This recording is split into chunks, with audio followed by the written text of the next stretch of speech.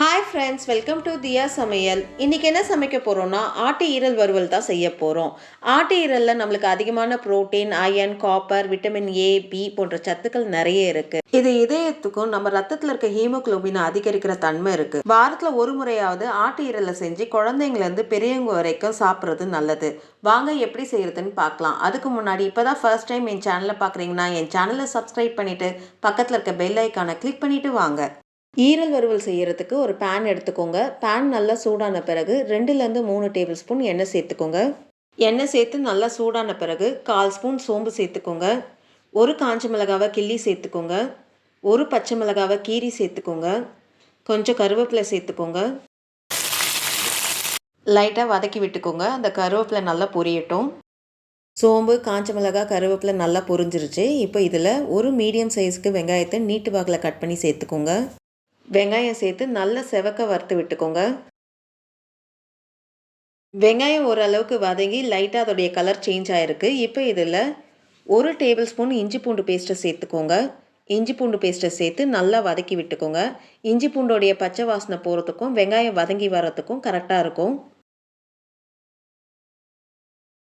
வெங்காயம் நல்லா வதங்கி இஞ்சி பூண்டோடைய பச்சை வாசனை கூட நல்லா போயிடுச்சு. இப்போ இதில் ஆட்டு ஈரல் 1/4 கிலோ மஞ்சத்தூள் போட்டு நல்லா வாஷ் பண்ணி எடுத்திருக்கேன். நம்ம வறுவல் பண்ண போகிறோம். அதனால் ரொம்ப சின்னதாகவும் இல்லாமல் ரொம்ப பெருசாக இல்லாமல் ஒரு மீடியம் சைஸ்க்கு கட் பண்ணி எடுத்துக்கோங்க. இதை கடாயில் சேர்த்துக்கோங்க. 1/4 ஸ்பூன் மஞ்சப்பொடி சேர்த்துக்கோங்க. 1 ஸ்பூன் வெறும் மிளகாய் பொடி சேர்த்துக்கோங்க.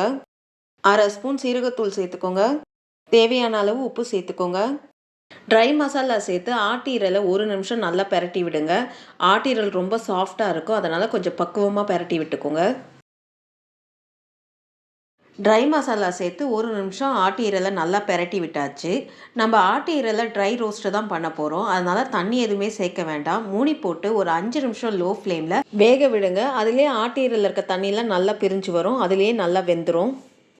5 நிமிஷம் லோ ஃப்ளேமில் வேக விட்டோம். இப்போ மூடியை திறந்து பாருங்கள் தண்ணியெல்லாம் நல்லா விட்டு இருக்குது. இப்போ ஒரு கலரி விட்டு 1 ஸ்பூன் மிளகுத்தூள் சேர்த்துக்கோங்க. உங்களுக்கு காரத்துக்கு ஏற்ற மாதிரி நீங்கள் கூட சேர்த்துக்கலாம். மிளகுத்தூள் சேர்த்து நல்லா கிளறி விடுங்க. அந்த மிளகுத்தூளும் ஈரலும் நல்லா ஒன்று சேர கிளறி விடணும். நல்லா கிளறி விட்டு இப்போ உப்பு கார டேஸ்ட்டெல்லாம் நீங்கள் பார்த்துக்கோங்க. உப்பு கார டேஸ்ட்டெல்லாம் கரெக்டாக இருக்குது. இப்போது மூடி போட்டு 5 நிமிஷம் லோ ஃப்ளேமில் ஈரலை நல்லா வேக விடலாம். அப்பப்போ மூடியை திறந்து ஈரலை நல்லா கிளறி விட்டுக்கோங்க. ஈரல் ரொம்ப சாஃப்டானது. ஒரு 10 நிமிஷத்துலேயே நல்லா வெந்துடும்.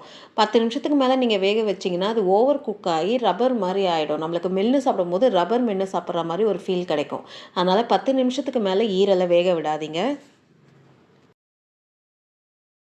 5 நிமிஷம் லோ ஃப்ளேமில் நல்லா வேக விட்டாச்சு. மூடியை திறந்து பாருங்கள். தண்ணியெல்லாம் நல்லா சுண்டி எண்ணெய்லாம் நல்லா பிரிஞ்சு வந்திருக்கு. ஒரு கலரி விட்டு ஈரல் வெந்துருச்சான்னு பார்க்கலாம். ஈரல் நல்லா வெந்திருக்கு. நல்லா சாஃப்டாக வெந்திருக்கு பாருங்கள்.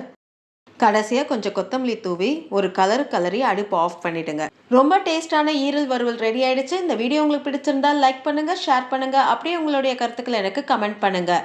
மறக்காமல் என் சேனலை சப்ஸ்கிரைப் பண்ணி பக்கத்தில் இருக்க பெல் ஐக்கானை கிளிக் பண்ணுங்கள். நன்றி, வணக்கம்.